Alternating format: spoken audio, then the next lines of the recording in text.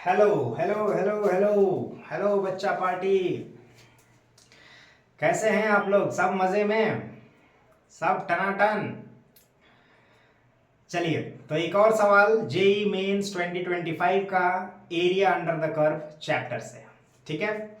और आप में से बहुत सारे लोग कह रहे हैं कि ये डिफिकल्ट है, डिफिकल्ट है। देखिए, एक बार जब आप जेई मेंस जैसे डिफिकल्ट एग्जाम की प्रिपरेशन में लग जाते हो, आपको पता है जेई मेंस कोई एक बच्चों का खेल नहीं है।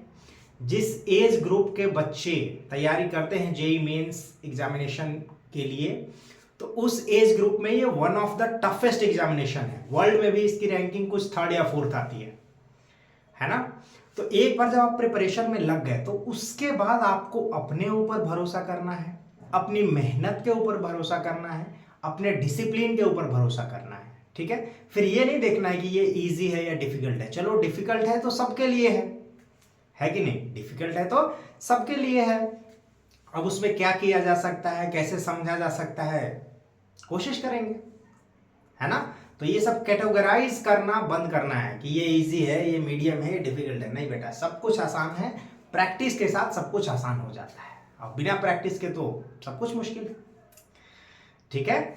जब हौसला बना लिया ऊंची उड़ान का, जब हौसला बना लिया ऊंची उड़ान का, तो फिर कद देखना फिजूल है आसमान का। ठीक है। तो जब एक बार आपने हौसला बना लिया कि उड़ान ऊंची भरनी है, तो उसके बाद कद देखना छोड़ दीजिए कि अरे आसमान कितना ऊंचा है, कितना गहरा है, कितना बड़ा है। नहीं, जो भी है करेंगे, कर लेंगे। ठीक है। चलिए, तो एक और सवाल की शुरुआत करते हैं। देखिए, सवाल है P4, 4√3 be a point on the parabola y square equal to 4ax। Parabola है y square equal to 4ax। इस पे एक पॉइंट दे रखा है P 4√3। यहां पे a वेरिएबल है, a दिया हुआ नहीं है। तो क्या करेंगे, x के जगह पे 4, y के जगह पे 4√3 रख देंगे, वहां से a लेकर के आएंगे। तो a मिलता है अपने को 3। ये क्लियर हो गया, we got the value of A. और उसके बाद क्या कहते हैं कि P Q is a focal chord. तो पैराबोला में आपको बहुत अच्छे से पढ़ाया हुआ है कि अगर कोई फोकल कॉर्ड है, एक पॉइंट के पैरामेट्रिक कोऑर्डिनेट T1, दूसरे पॉइंट के पैरामेट्रिक कोऑर्डिनेट T2, और इस तरीके से अगर कोई फोकल कॉर्ड है, तो T1 T2 के बीच रिलेशन होता है। क्या होता है वो relation? T1 into T2 equal to -1। ठीक है। रिलेशन होता है T1 into T2 equal to -1। तो ये हमने लिख दिया T1 into T2 equal to -1। अब T1 T2 कैसे निकालें? तो ये देखिए, a T1 square comma 2a T1, this is the parametric coordinates on parabola y square equal to 4ax। तो इसको आप कंपेयर करोगे गिवन पॉइंट 4√3 से। a T1 स्क्वायर की वैल्यू 4 है, a अपने को 3 मिला था, तो T1 की वैल्यू आती है 2√3। T1 मिल गया। अब T1 T2 -1 है, तो यहां से T2 निकालेंगे। T2 मिल गया -√3/2। T1 भी मिल गया, T2 भी मिल गया, दोनों मिल गया। अब इसके बाद Q पॉइंट निकालेंगे। Q पॉइंट क्या है? a T2 square comma 2a T1।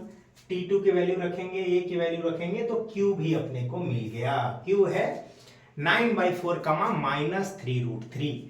P मिल गया, Q मिल गया, दोनों पॉइंट अपने को क्लियर। P तो दिया ही हुआ था, a निकाला हमने, और उसके बाद Q निकाला। यहां तक क्लियर है? चलिए आगे सवाल पढ़ते हैं। M and N are foot of perpendicular to the directrix। अब ये जो P और Q फोकल कॉर्ड आप देख रहे हो, ये जो P और Q आप फोकल कॉर्ड देख रहे हो, यहां से डायरेक्ट्रिक्स पे परपेंडिकुलर गिराया हमने, परपेंडिकुलर गिराया। तो जो फुट ऑफ परपेंडिकुलर है, एक M है, दूसरा N है।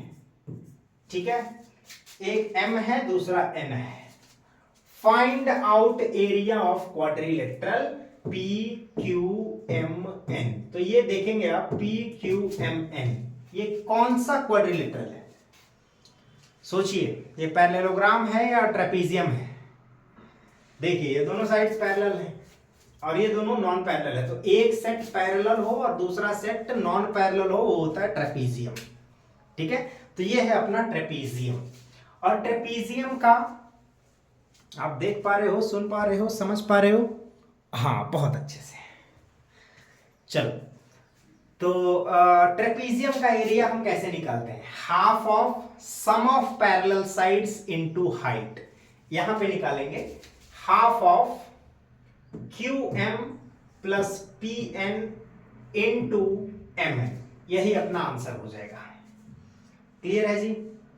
अब PN निकालना है। PN कैसे निकालोगे आप? तो ये था 4,4√3। डायरेक्ट्रिक्स की इक्वेशन पैराबोला से याद करो। क्या किया था? x equal to minus a की वैल्यू 3 है, तो इसकी इक्वेशन है x इक्वल टू -3। मतलब ये वाली डिस्टेंस 3 है, ये वाली डिस्टेंस 4 है, तो टोटल डिस्टेंस हो गई 7, है ना?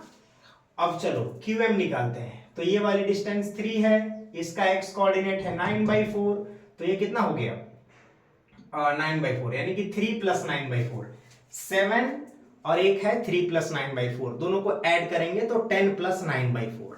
10 + 9/4 is the sum of the parallel sides. ठीक है, अब हाइट निकालते हैं। mn कितना है? अब यहां से यहां तक की हाइट है 4√3, नीचे है 3√3, टोटल समेशन हो गया 7√3। तो ये mn की वैल्यू भी डाल दी 7√3, सबको गुणा कर दिया। गुणा करने के बाद आता है 343√3/8, जो कि फाइनल आंसर है। देख रहे हो आप कैसे सवाल किया जा रहा है? एक एक लाइन पढ़ के ग्राफ को ड्रॉ कर रहे हैं और उससे कैसे आगे बढ़ा जाए ये सोच रहे हैं, और उसके बाद सवाल को हम लोग फाइनली कर पा रहे हैं। तो यही प्रैक्टिस आपको रखना है जब आप खुद से बैठ के सवाल करते हो। देखो बेटा, जेईई मेंस 2026 के लिए या किसी भी आगे वाले आने वाले एग्जाम के लिए आप एक बात कभी नहीं भूलोगे, हमेशा से जो पिछले 2 साल के PYQs हैं वो एकदम से आप अच्छे से करोगे खुद के तरीके से, और विद इन टाइम लिमिट में। एक सवाल पे आपको 3 से 4 मिनट से ज्यादा समय नहीं लेना है। लेंदी है कोई बात नहीं, उसको 4-5 बार करो, आपकी हैंड स्पीड बढ़ेगी, कैलकुलेशन बढ़ेगी। कैलकुलेटर का तो यूज ही नहीं करना है।